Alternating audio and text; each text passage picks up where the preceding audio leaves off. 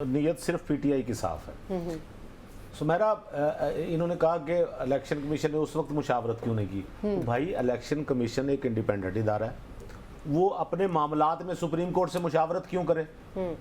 वो तो बाद में जो जाएगा वहां से फैसला आया और फैसले में ये लिखा हुआ है कोई इबाहम हो तो आप हमसे मुशावरत कर ले, तो तब उन्होंने सुप्रीम कोर्ट के पास जाना। तो मैं भी तब अगर उन्होंने पहले तो मैं जाने की बात नहीं तो तब क्या फैसला था? तो मैं अर्ज कर रहा हूँ, खुद मुशावरत नहीं की और खुद जाके चले गए, तब तो इतना टाइम ही नहीं लिया।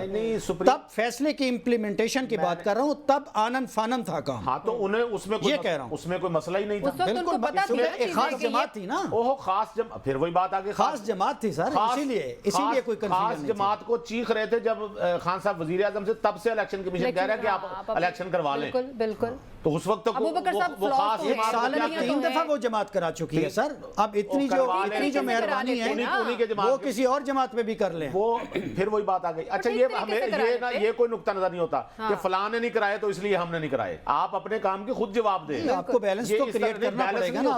वो आप अपनी सारी इंसाफ के पैमाने दुरुस्त नजर तो आए ना। किसी का गलत काम आपका सही काम नहीं बन सकता। अपनी सफेद दुरुस्त रखे ना, वो अपने काम ठीक करे। और दूसरी बात, उस वक्त मुशावरत इसलिए कि एक सीधा फैसला है ना। यहाँ तो दरमियान में प्रॉब्लम्स आ रही हैं कि क्या करना है।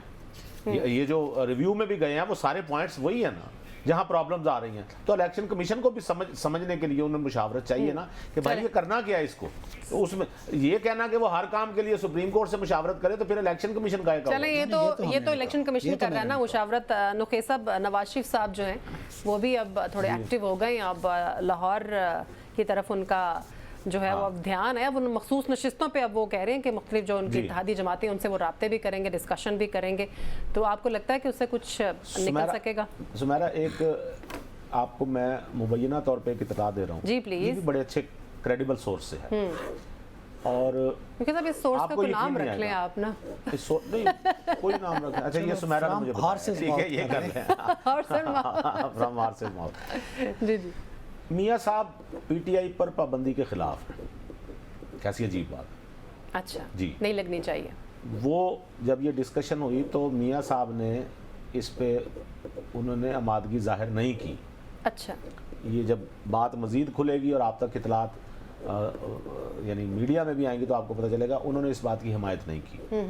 और शायद उसी की वजह से वो लाहौर में भी अब इसका कोई आईनी और बेहतर हल, कानूनी वो भी आईनी था, लेकिन वो ये सोच रहे हैं कि इसका कोई और हल निकाला जाए। और इत्तेहादियों की मुशावरत से देखिए, अगर ये कुछ मौलाना फजलुर रहमान को भी साथ मिला लेते हैं, कुछ छोटी मोटी और पार्टियां साथ मिल जाती हैं, तो ये इस पोजीशन में आ सकते हैं कि ये कोई आईनी तरमीम कर सके। ठीक हो गया, ठीक हो गया। लिहाजा ये हर पार्टी का हक है, ठीक है, और आईनी काम है।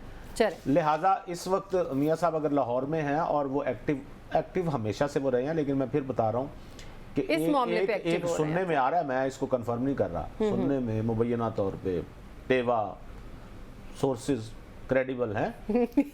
मैं इसलिए कह रही हूं कि मियाँ साहब ने कहा कि भाई अगर या तो आप फिर ये काम कर लें या फिर मैं फिर चला जाता हूँ, बाहर चला जाता हूँ। अच्छा, यहाँ तक बात हुई। अच्छा जो बताया जा रहा है। अच्छा, चले। तो मियाँ साहब इस हक में नहीं है।